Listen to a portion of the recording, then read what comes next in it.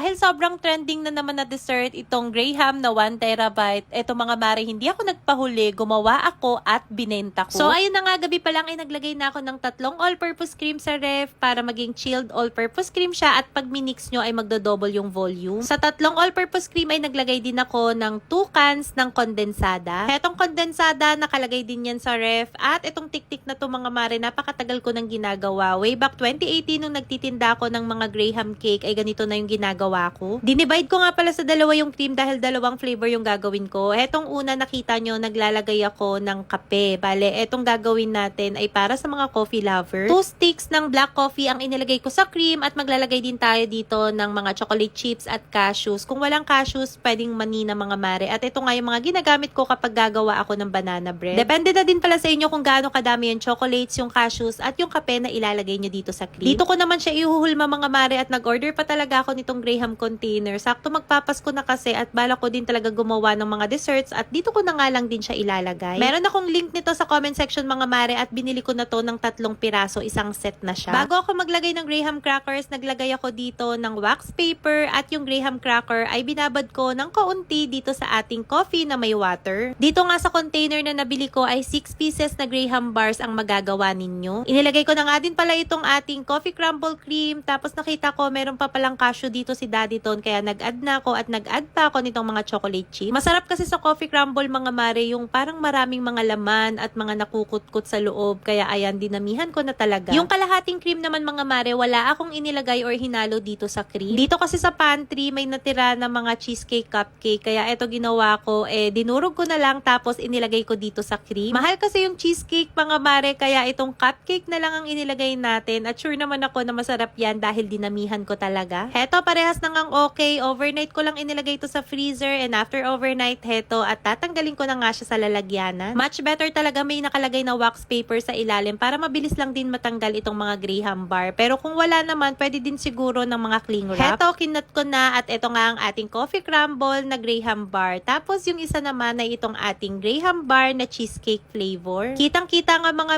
na talagang bobo pa itong ating mga cheesecake na cupcake. Para naman sa pambalot gumamit ako ng foil dito sa coffee crumble. Pero kung alangan kayong gumamit ng foil pwede kayong gumamit ng wax paper. Katulad nitong ginamit ko sa pambalot ng ating cheesecake flavor. Dahil ibebenta ko na nga kinuha ko yung aming cooler tapos inilagay ko nga dito yung ating mga Graham bar at nilagyan ko na din ng yelo. Pero syempre bago tayo magbenta itikman muna natin yung gawa natin. Una kong tinikman itong coffee crumble, Diyos ko mga mare, must try na flavor ito. Napakasarap. Singlasa niya yung selecta na coffee crumble ice cream. Next naman itong cheesecake flavor. Naku mga mare, masarap din ito. Medyo nagsasawa na kasi ako sa mango flavor at yung mga Oreo and chocolate. Kaya etong mga flavor ang ginawa ko. Medyo napadami na nga ako mga mare. Kaya pagdating ko sa paresan ay binenta ko na dito sa aming mga crew. Sakto, sahod nila. Kaya heto at binentahan ko na. Sabi ko nga wala munang pa free taste si Mami Ayek at bumili sila muna sa akin dahil bagong sahod naman. Hindi yan napilitan mga mare ha. Alam naman nila na kapag gumagawa talaga ako ng dessert ay hindi ko talaga tinitipid. Ayun lang, di ko lang alam kung meron ba akong kinita dahil binenta ko lang ito ng 35 pesos. O siya mga mare, yun lang muna for today's video. Bye!